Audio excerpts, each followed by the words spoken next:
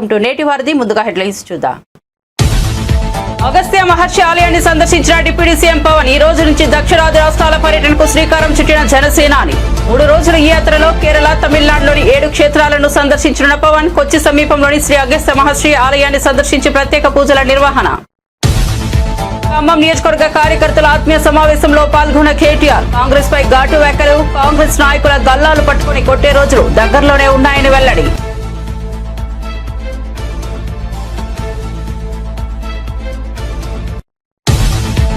ప్రజల కోసం బటన్లు నొక్కిన మనకే ఈ పరిస్థితి వస్తే జగన్ చరిత్రలో ఎప్పుడూ చూడని విధంగా వైసీపీ పాలన సాగిందన్న జగన్. జగన్ 2.0లో ప్రతి కార్యకర్తకు అండగా ఉంటానని హామీ. ప్రజలను మోసం చేసిన చంద్రబాబు చీటర్ కాదా అని ప్రశ్న. హోంగార్డులకు ఇంకా జీతాలు చెల్లించలేదన్న హరీష్ రావు. 16,000కు పైగా హోంగార్డులు ఇబ్బంది పడుతున్నారనే ఆవేదన. వెంటనే జీతాలు చెల్లించాలని demand.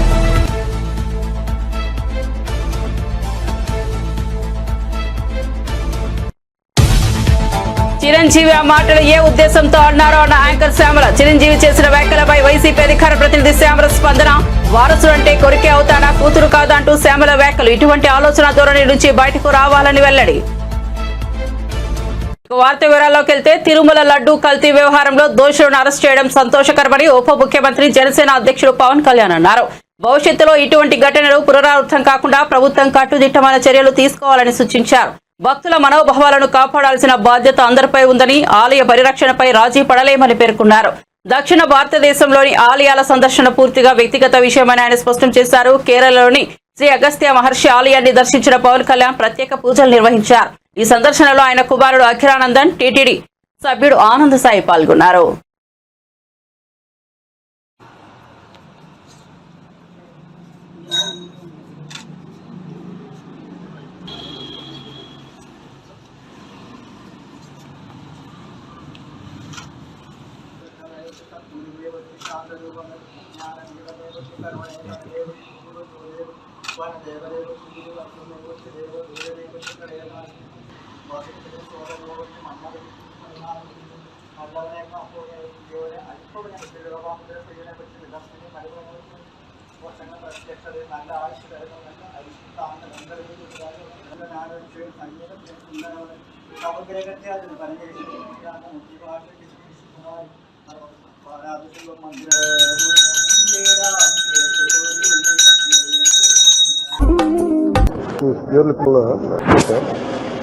I had a great passion for Karali once when I was 6, but I didn't have the money then to that kind of money to come here and learn, and I regret that. That's why I know there's a great Siddharth system is there.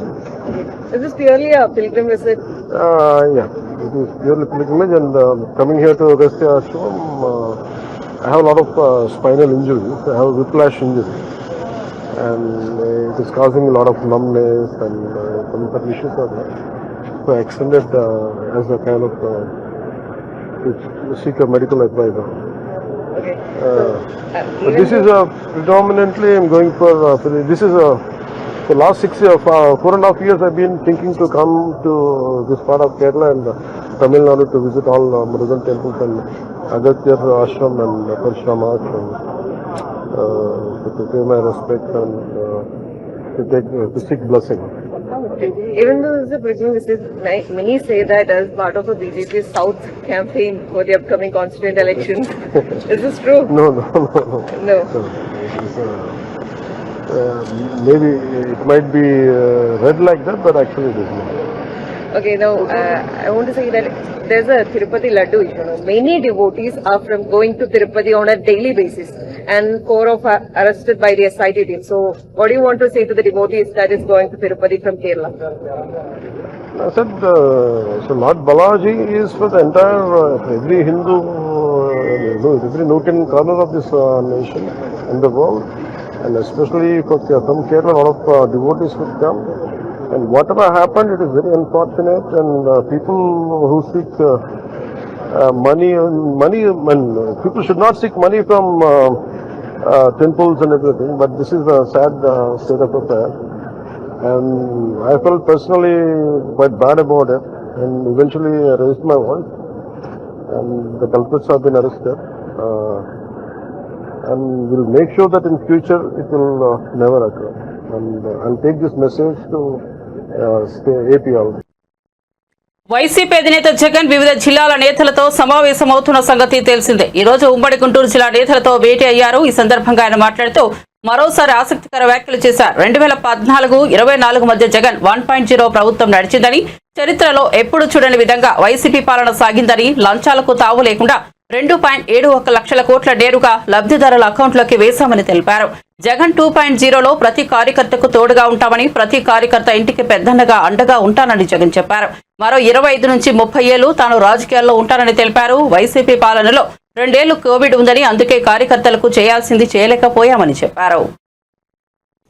నిజంగా ఈ ఒక్కొక్క కార్పొరేషన్లో వీళ్ళకున్న బలం ఎంత అని చెప్పి చూస్తే, తిరుపతి కార్పొరేషన్లో 49 ఉంటే 48 వైఎస్ఆర్సీపీ గెలిచింది. తెలుగుదేశం పార్టీ 1.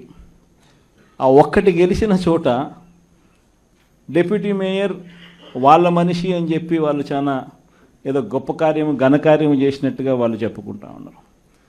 వైఎస్ఆర్సీపీ కార్పొరేటర్లు ప్రయాణం చేస్తూ ఉన్న బస్సును పోలీసుల ద్వారా వీళ్ళే అడ్డుకుంటారు. పోలీసుల ఆధ్వర్యంలో వీళ్ళే దాంట్లో ఉన్న కార్పొరేటర్లను కిడ్నాప్ చేస్తారు. మళ్ళీ వీళ్ళే ఎన్నికల్లో మేమే గెలిచాము అని చెప్పి డిప్యూటీ మేయర్లుగా మావాడే గెలిచాడు అని చెప్పుకునే కార్యక్రమం. ఆ కార్పొరేటర్లు పాపం వచ్చిన తర్వాత వాళ్ళు చెప్పిన గాథలు మీడియా సమక్షంలో మనం అంతా కూడా చూసాం. ఇదే మాదిరిగా ఏలూరు కార్పొరేషన్ 50 డివిజన్ ఉంటే అందులో 47 వైఎస్ఆర్సీపీ, తెలుగుదేశంకి వచ్చింది 3. నెల్లూరు కార్పొరేషన్ 54 డివిజన్ ఉంటే 54 వైఎస్ఆర్సీపీని. హిందూపురం మున్సిపాలిటీ బాలకృష్ణ కనిపిస్తాడు, చంద్రబాబు నాయుడు బావమడిది, ఆయన ఏదో ఘనకార్యంగా చెప్తాడు. 38 డివిజన్లు ఉంటే వైఎస్ఆర్సీపీకి 29 డివిజన్లు వచ్చినాయి. తెలుగుదేశంకి వచ్చింది కేవలం 6. దాంట్లో ఏదో పదవి ఏదో వచ్చిందని చెప్పి ఘనకార్యంగా చెప్పుకుంటా ఉన్నారు. పాలకొండలో 20 ఉంటే 17 వైఎస్ఆర్ కాంగ్రెస్ పార్టీ, 3 టీడీపీ. అక్కడేమో వైఎస్ఆర్ కాంగ్రెస్ పార్టీ వాళ్ళు ఎవరిని కూడా వీళ్ళు ఒక్కరిని కూడా లాగలేకపోయారు. సో వెంటనే ఏం చేశారు? Post phone. తుని 30 ఉంటే 30కి 30 వైఎస్ఆర్సీపీ. తెలుగుదేశం పార్టీకి ఒక్కడు కూడా లేడు. ఆడ కూడా ఉద్రిక్తత పరిస్థితుల మధ్య ఎలక్షన్ పోస్ట్ పోన్ అంట. పిడుగురాళ్ళ మున్సిపాలిటీ 33కి 33 వైఎస్ఆర్సీపీని, ఈడ కూడా election post phone. Nuzvid municipality 32 ఉంటే 25 వైఎస్ఆర్సీపీ, 7 టీడీపీ. బుచ్చిరెడ్డిపాలెం 20 ఉంటే వైఎస్ఆర్సీపీకి 18, టీడీపీకి 2. నందిగా మున్సిపాలిటీ 20 ఉంటే వైఎస్ఆర్సీపీకి 13, టీడీపీకి 6. చివరికి గుంటూరులో కూడా 57లో 46 వైఎస్ఆర్సీపీ, టీడీపీకి 9, కూటమికి 2. దీంట్లో కూడా అవిశ్వాసం పెడతారంట, మేయర్ని దింపేస్తారంట. ఫలానా హైదరాబాద్ లోని మీ సేవ కేంద్రాల్లో భారీగా రద్దీ నెలకొంది. కొత్త రేషన్ కార్డుల కోసం ప్రజలు బారులు తీరారు. బుధవారం ఉదయం నుంచే పెద్ద ఎత్తున మీ సేవ కేంద్రాలకు చేరుకున్నారు. రేషన్ కార్డుల్లో మార్పులు చేర్పులు, ఆధార్ అప్డేట్ కోసము తరలి వస్తున్నారు. జనం భారీగా వస్తుండటంతో మీ సేవ కేంద్రాలు కిక్కిరిసిపోతున్నాయి. గంటల కొద్దీ పడిగాపులు కాస్తున్నామని, ప్రభుత్వం చెప్పిన రుసుం కంటే ఎక్కువగా వసూలు చేస్తున్నారని ప్రజలు ఆరోపిస్తున్నారు. రద్దీ పెరగడంతో సర్వర్లు మొరాయిస్తున్నాయని మీ సేవ నిర్వాహకులు చెబుతున్నారు.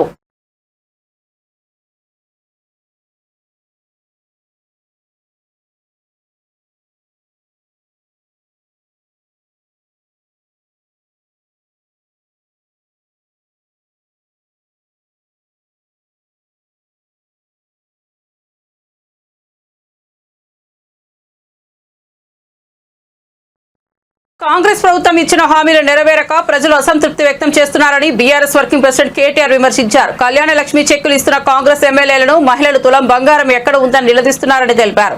ప్రజలే గల్లా పట్టి కాంగ్రెస్ నాయకులను ప్రశ్నించే రోజులు దగ్గర పడుతున్నాయని అన్నారు. ఇప్పటికే రుణమాఫీ పూర్తిగా అమలు కాలేదని, రైతు భరోసా కేవలం 2 ఎకరాల వరకు ఇస్తామన్న మాట కూడా నెరవేర్చలేదని, ఎకరం లోపున రైతులకు సాయం అందలేదని తమకు మెసేజ్లు వస్తున్నాయని కేటీఆర్ వెల్లడించారు.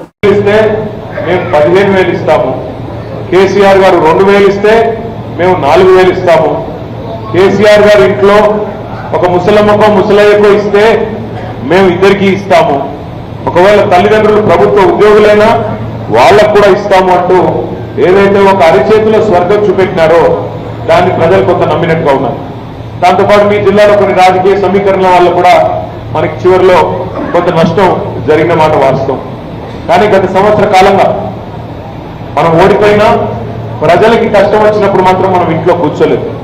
ఖమ్మంలో వరదలు వస్తే మళ్ళీ తిరిగి గుర్తొచ్చింది ఇదే పువ్వాడ అజయ్ గారు ఇంటింటికి తిరిగి మళ్ళీ ప్రభుత్వం, మరి ఇంత పెద్ద ప్రభుత్వం, ఇంతమంది మంత్రులు, 3 మంత్రులు ఉన్నారు. డిప్యూటీ సీఎంతో కలిపి ఖమ్మం జిల్లాలో 3 మంత్రులు ఉన్నారు. కానీ కనీసం ఆ రాణి గారు అనే ఒక అమ్మాయి వాళ్ళ కుటుంబంతో సహా మొత్తం డాబా మీద చిక్కుకొని పోతే కనీసం ఒక హెలికాప్టర్ పంపించడానికి కూడా ప్రభుత్వానికి మనసు రాలేదు. మంత్రులు ఇవాళ ఎమ్మెల్యేల బర్త్డేలకి పనికి మాలిన కార్యక్రమాలకి మాత్రం హైదరాబాద్ నుంచి కూతవేడు దూరానికి కూడా హెలికాప్టర్ వేసుకొని పోతున్నారు. కానీ ఒక అమ్మాయి మొత్తం కుటుంబంతో సహా వరదల్లో అక్కడ చిక్కుకొని పోతే పంపించడానికి మాత్రం హెలికాప్టర్ దొరకలేదంట. కానీ మన ప్రభుత్వం ఉన్నప్పుడు ఎట్లా ఉండేదో ఒకసారి గుర్తించుకోండి. భూపాలపల్లిలో ఇంకా మంచిర్యాలలో రకరకాల ప్రాంతాల్లో వరదలు వచ్చినప్పుడు చిన్న చిన్న గ్రామాలకు, కుగ్రామాలకు కూడా మనం 1 కాదు 3, 4 హెలికాప్టర్లు పంపి అక్కడ ఉండే పశువుల కాపర్లను కానీ ఇంకో ఇతరులను కానీ కాపాడి ఒక్కొక్క ప్రాణం విలువ తెలిసిన ప్రభుత్వం కాబట్టి మనం కాపాడుకున్నాం. ఈ ప్రభుత్వం వచ్చిన తర్వాత మీ జిల్లా మంత్రులు ఖమ్మంలో వరదలు వస్తే వరదలన్నీ పోయినాక వచ్చినారు. ముఖ్యమంత్రి గారు కూడా ఓపెన్ టాప్ జీబీకి ఇట్లా ఎలక్షన్. ఏపీసీఐడి మాజీ చీఫ్ అంబేద్కర్ ఇండియా మిషన్ వ్యవస్థాపకుడు పివి సునీల్ కుమార్ మరియు కస్టోడియల్ టార్చర్ కేసులో విచారణ ఎదుర్కొంటున్న గుడివాడ తులసిబాబు మధ్య ఉన్న ఆర్థిక అనుబంధంపై మాజీ ఎంపీ రఘురామకృష్ణంరాజు సంచలన వ్యాఖ్యలు చేశారు. ఈ వ్యవహారంపై పలు ఆసక్తికర అంశాలను మీడియా ముందు వెల్లడి చేస్తూ వీరి మధ్య ఆర్థిక లావాదేవీలు ఏ విధంగా ఉన్నాయో ప్రశ్నించారు. ఈ వ్యవహారంపై ప్రభుత్వం సమగ్ర దర్యాప్తు చేయాలని డిమాండ్ చేశారు. ఏపీసీఐడి మాజీ చీఫ్ అంబేద్కర్ ఇండియా మిషన్ వ్యవస్థాపకుడు పివి సునీల్ కుమార్ కి మరియు నా కస్టోడియల్ టార్చర్ కేసులో విచారణ ఎదుర్కొంటున్న గుడివాడ దంగథాకోర్ తులసిబాబుకు మధ్య ఉన్న ధనానుబంధంపై రఘురామకృష్ణంరాజు మీడియాకు వివరించారు. వచ్చినప్పటికీ అసలు వీళ్ళ అనుబంధం గురించి ప్రజలందరికీ కూడా తెలియచేయాల్సిన బాధ్యత ఒక బాధితుడిగా నా మీద ఉంది కాబట్టి ఇప్పుడు తులసిబాబు ఇతని గురించి క్లుప్తంగా చెప్తా. 6/10/2020 కొంచెం శ్రద్ధగా వినండి.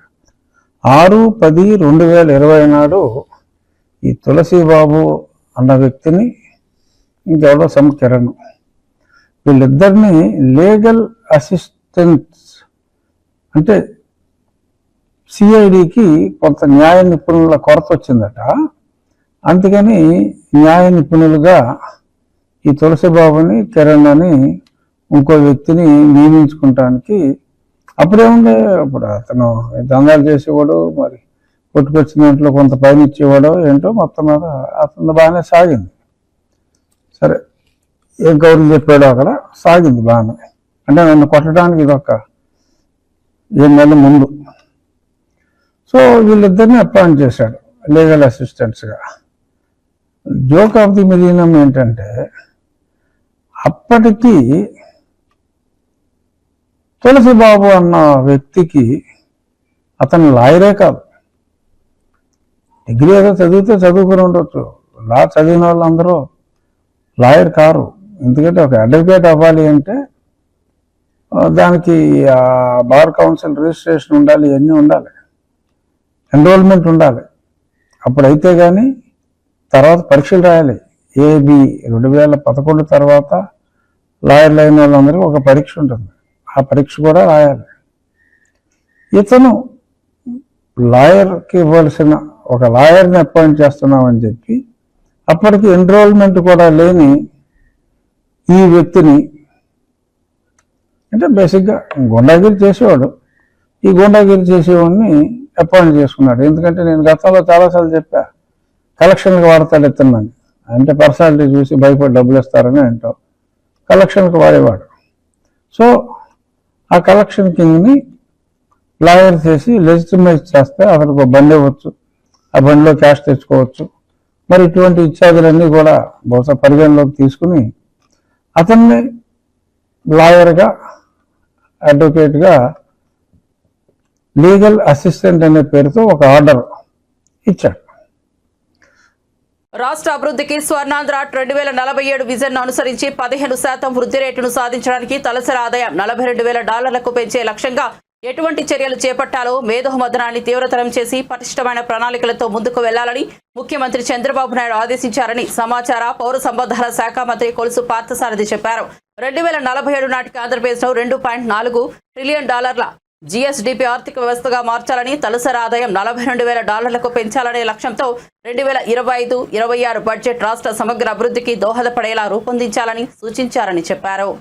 వృద్ధికి దోహదపడే ప్రాజెక్టులు గుర్తించి వాటిని ప్రత్యేక పోర్టల్ ద్వారా ట్రాక్ చేయడానికి కూడా మరి ఆలోచించాలని చెప్పేసి కూడా మరి సందర్భంగా చర్చించడం జరిగిందని చెప్పేసి మనం చేస్తాను. అదేవిధంగా ఫిర్యాదుల పరిష్కార వ్యవస్థ పనితీరుపై మరి ముఖ్యమంత్రి గారు చాలా క్రిటికల్గా కూడా సమీక్షించడం జరిగింది. ముఖ్యంగా revenue, home, Panchayati Raj, civil supplies విభాగాల్లో ఎక్కువగా సమస్యలు ఉన్నట్లు గుర్తించడం జరిగింది. దీంట్లో కొన్ని లీగల్గా ఉన్నా కూడా రిపీటెడ్గా కొన్ని సమస్యలు ఎక్కువ వస్తూ ఉన్నాయి. అంటే ఎక్కువగా ఉన్నాయని కాదు, కానీ ఇది ప్రజా సంబంధమైన డిపార్ట్మెంట్స్ కాబట్టి దీంట్లో ఎక్కువగా వస్తూ ఉన్నాయి. వాళ్ళు ఎక్కువ ఫిర్యాదులు కూడా పరిష్కరించడం జరిగింది. కాకపోతే గత 5 సంవత్సరాల్లో ఇటువంటి సమస్యలకి పరిష్కారం లభించలేదు కాబట్టి ఎక్కువగా రావటం జరుగుతుంది. వాటన్నిటినీ కూడా మరి బాధ్యతగా మరి పరిష్కరించాలని చెప్పేసి కూడా ఆదేశించడం జరిగిందని చెప్పేసి మనం చేస్తాను. అదేవిధంగా పెన్షన్ పంపిణీ, అన్న క్యాంటీన్లు, ధాన్యం కొనుగోలు, దేవాలయ సేవలపై ప్రజల అభిప్రాయాన్ని సేకరించడం జరిగింది. ఐఎన్పిఆర్ డిపార్ట్మెంట్ ప్రత్యేకంగా ఈ వ్యవస్థలకు సంబంధించి ప్రజల అభిప్రాయాన్ని, ప్రజల యొక్క సాటిస్ఫాక్షన్ లెవెల్స్ని చాలా స్పష్టంగా తెలుసుకోవడం జరిగింది. ఫోన్స్ ద్వారా కానివ్వండి, ఐవీఆర్ఎస్ ద్వారా కానివ్వండి తెలుసుకోవడం జరిగింది. దాని మీద కూడా సమావేశంలో చర్చ జరిగిందని చెప్పేసి మనం చేస్తా ఉన్నాం. నిరంతరం ప్రజల అభిప్రాయాలు తెలుసుకుని ప్రజల అభిప్రాయాలకి కారణాలు ఏమిటో, అంటే వాళ్ళు ఏదన్నా సాటిస్ఫాక్షన్గా లేకపోతే వాటికి కారణాలు ఏమిటో, ఆ కారణాలకి ముందు పునరావృతం కాకుండా ఉండే ఏ విధంగా చర్యలు తీసుకోవాలో ఆ డిపార్ట్మెంట్స్ కూడా మరి కృషి చేయాలని చెప్పేసి కూడా స్పష్టంగా తెలియజేయటం జరిగిందని చెప్పేసి మనం చేస్తాను. ముఖ్యంగా పెన్షన్లు ఇచ్చే అధికారులు కానీ ఎవరైతే సిబ్బంది ఉన్నారో వాళ్ళ వ్యవహార తీరు ఏ విధంగా ఉంది, వాళ్ళు పెన్షన్ లబ్ధిదారులతో ఏ విధంగా ప్రవర్తిస్తూ ఉన్నారు, వాటన్నిటి మీద కూడా మరి క్షుణ్ణంగా పరిశీలించాలని చెప్పేసి కూడా ఆదేశాలు ఇవ్వడం జరిగిందని చెప్పేసి నేను మనవి చేస్తాను. ఏ విధంగా అయితే కేంద్ర ప్రభుత్వ స్థాయిలో కేంద్ర ప్రభుత్వం కింద పిఎంజి ప్రాజెక్ట్స్ మానిటరింగ్ గ్రూప్ విధానం ఏదైతే ఉందో, ఏదైతే పెద్ద ప్రాజెక్టులు మానిటరింగ్ చేస్తాం, ఆ ప్రాజెక్టులు అమలు చేయటంలో ఎదుర్కొనబడే సమస్యలు ఏదైతే ఫర్ ఎగ్జాంపుల్ ఎన్విరాన్మెంట్. ప్రముఖ సినీ నటులు రష్మిక మందన, విక్కీ కౌశల్ మహారాష్ట్రలోని షిరిడి సాయిబాబా ఆలయాన్ని సందర్శించారు. ఈ సందర్భంగా వారు సాయిబాబా ఆలయంలో ప్రత్యేక పూజలు నిర్వహించి స్వామివారి ఆశీర్వాదాలు పొందారు. సినిమా షూటింగ్ ప్రమోషన్ల నడుమ ఆలయాన్ని సందర్శించిన వీరి ఫోటోలు ప్రస్తుతం సోషల్ మీడియాలో వైరల్ అవుతున్నాయి.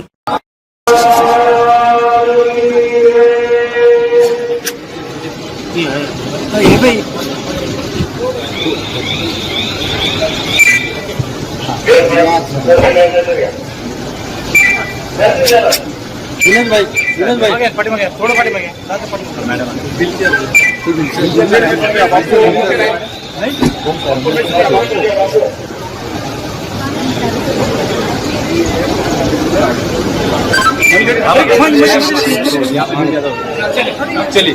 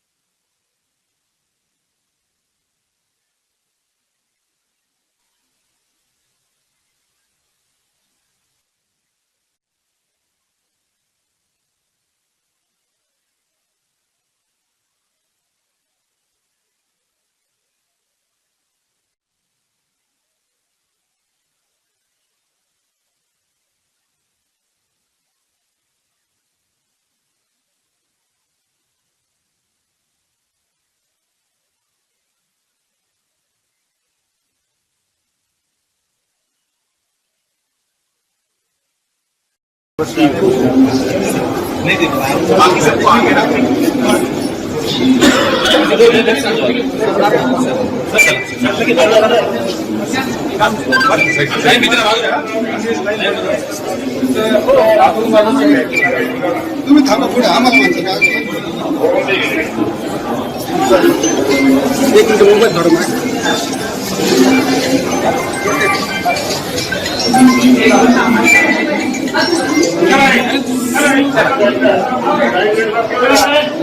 चला पुढे चला मोबाईल धरून डिस्ट्रिक्ट तू चल ना भाऊ तू चालत नाही. ఈ నెలలో 12 రోజులు గడుస్తున్నా హోంగార్డులకు ప్రభుత్వం జీతాలు చెల్లించలేదని బీఆర్ఎస్ ఎమ్మెల్యే హరీష్ రావు విమర్శించారు. ప్రభుత్వ తీరు వల్ల రాష్ట్రంలోని 16,000కు పైగా హోంగార్డులు తీవ్ర ఇబ్బంది ఎదుర్కొంటున్నారని అన్నారు. పిల్లల ఫీజులు, ఇంటి అద్దెలు, రోజువారీ ఖర్చుల కోసం అప్పులు చేయాల్సిన దుస్థితి నెలకొందని చెప్పారు. పథకాల్లో కోతలు, జీతాలు చెల్లించకుండా వార్తలోని ఎద్దేవా చేశారు. హోంగార్డులకు ఇంతవరకు జీతాలు చెల్లించకపోవడం సిగ్గుచేటని హరీష్ రావు విమర్శించారు. చేతిలో చిల్లి గవ్వలేక హోంగార్డులు ఇబ్బందులు పడుతున్నారని ఆవేదన వ్యక్తం చేశారు. ఈఎంఐలు చెల్లించకపోవడంతో బ్యాంకు వాళ్ళు ఫోన్లు చేసి నిలదీసే పరిస్థితి వచ్చిందని అన్నారు. కాంగ్రెస్ పార్టీ అధికారంలోకి వచ్చినప్పటి నుంచే ఇదే పరిస్థితి కొనసాగుతుందని చెప్పారు. దీనికి ముఖ్యమంత్రి ఏం సమాధానం చెబుతారని ప్రశ్నించారు. ఇది ప్రజాపాలన కాదని ప్రజా వ్యతిరేక పాలన అని అన్నారు. హోంగార్డులకు వెంటనే జీతాలు చెల్లించాలని డిమాండ్ చేశారు.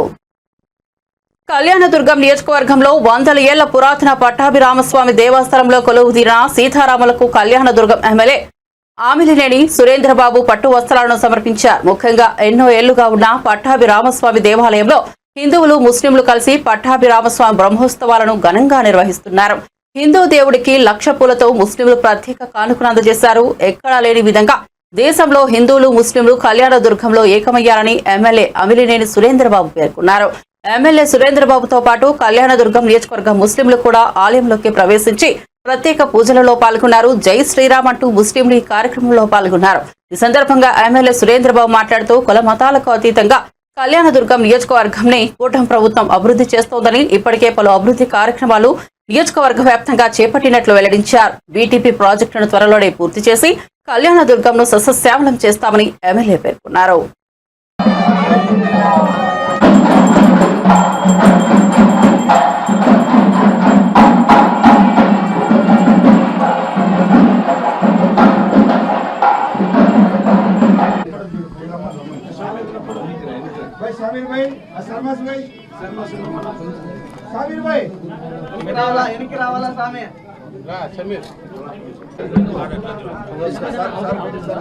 కొద్దిగా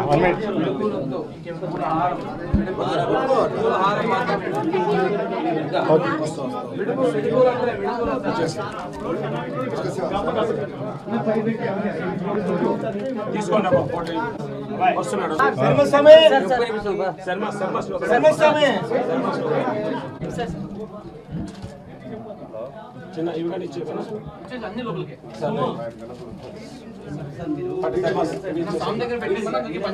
సరే ఇది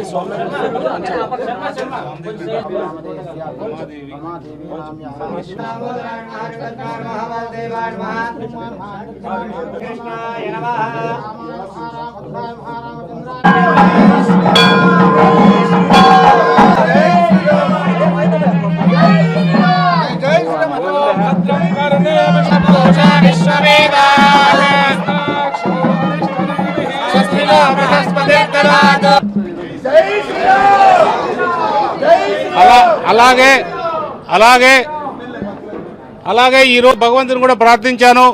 మన ప్రాంతంలో ఏదైతే ఉందో బీటీపీ ప్రాజెక్ట్ని సకాలంలో పూర్తి చేయాల్సిన బాధ్యత మనము తీసుకుంటున్నాం, మన ముఖ్యమంత్రి గారు తీసుకుంటున్నారు. అలాగే మన పవన్ కళ్యాణ్ గారు, అలాగే మన ఎన్డీఏ నరేంద్ర మోడీ గారు, అలాగే ఏదేమైనా కూడా భగవంతుని ఒకటే కోరుకున్నాం. వాళ్ళందరి తరఫున కూడా త్వరగా మా ప్రాంతానికి. హైదరాబాద్ రాజేంద్ర నగర్ శివాలలోని ఓ ఫామ్ హౌస్ లో పోలీసులు ఆకస్మికంగా దాడి చేసి కేసును ఆడుతున్న 64 మందిని అరెస్ట్ చేశారు. అంతేకాదు పందెం కోళ్లకు కత్తులు కట్టి పందాలు నిర్వహిస్తున్న ఘటనను కూడా పోలీసులు గుర్తించారు. ఈ కేసులో ప్రధాన నిందితుడిగా భూపతిరాజును అరెస్ట్ చేశారు. ఫామ్ హౌస్ లో కేసును కోడి పందాలు నిర్వహిస్తున్న విషయంపై పోలీసులు కేసు నమోదు చేసి దర్యాప్తు చేస్తున్నారు. భారీ మొత్తంలో నగదు, కార్డులు, పందెం కోళ్లు, ఇతర సామగ్రిని పోలీసులు స్వాధీనం చేసుకున్నారు. వైసీపీ అధికార ప్రతినిధి యాంకర్ శ్యామల తాజాగా మెగాస్టార్ చిరంజీవి చేసిన వ్యాఖ్యల పట్ల స్పందించారు. కేవలం కొడుకునే వారసుడనడం సబబు కాదని అన్నారు. కూతుర్ని కూడా పరిగణలోనికి తీసుకోవాలని వ్యాఖ్యానించారు. అదే నాకు అర్థం కాలేదు. వారసుడంటే కొడుకు అవుతాడా, కూతురు అవదా ఏమో. మరి మెగాస్టార్ చిరంజీవి గారు ఏ ఉద్దేశంతో అన్నారో నాకు తెలియదు, కానీ వారసుడంటే కొడుకులే అవ్వాలి అనే ఆలోచన నుంచి అందరూ బయటకొస్తే బాగుంటుందని హితవు పలికారు. జరిగిన అన్యాయాన్ని గుర్తెరిగి ఆమె బయటకొచ్చి దాని నుంచి బయటకొచ్చి మళ్లీ తన కుటుంబ జీవన పోషణ కోసం తనకు జరిగిన అన్యాయం నుంచి బయటపడితే తను ఆ కిరణ్ రాయల్కి ఇచ్చినటువంటి 1,30,00,000 తనకి తిరిగి వస్తే అది తన కుటుంబానికి ఉపయోగపడతాయి అని చెప్పి నమ్మి ఈ కూటమి ప్రభుత్వాన్ని సహాయం అడిగితే ఏం చేశారండి? మీరిచ్చిన తీర్పు ఏంటి? ఆవిడ అరెస్ట్.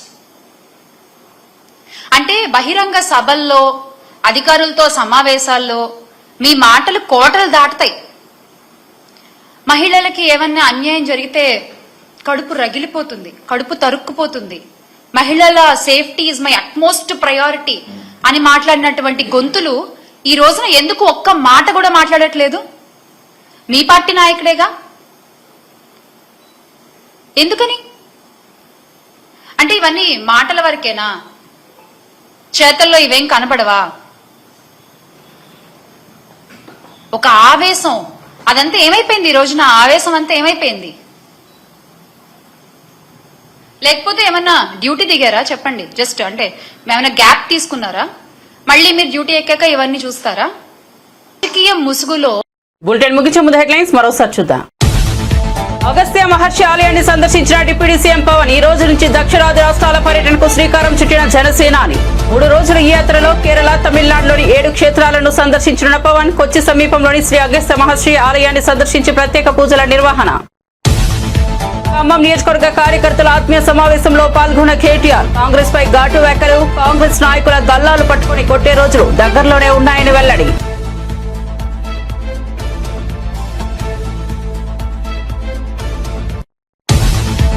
ప్రజల కోసం బటన్లు నొక్కిన మనకే ఈ పరిస్థితి వస్తే జగన్ చరిత్రలో ఎప్పుడూ చూడని విధంగా వైసీపీ పాలన సాగిందన్న జగన్. జగన్ 2.0లో ప్రతి కార్యకర్తకు అండగా ఉంటానని హామీ. ప్రజలను మోసం చేసిన చంద్రబాబు చీటర్ కాదా అని ప్రశ్న. హోంగార్డులకు ఇంకా జీతాలు చెల్లించలేదన్న హరీష్ రావు. 16,000కు పైగా హోంగార్డులు ఇబ్బంది పడుతున్నారనే ఆవేదన. వెంటనే జీతాలు చెల్లించాలని డిమాండ్.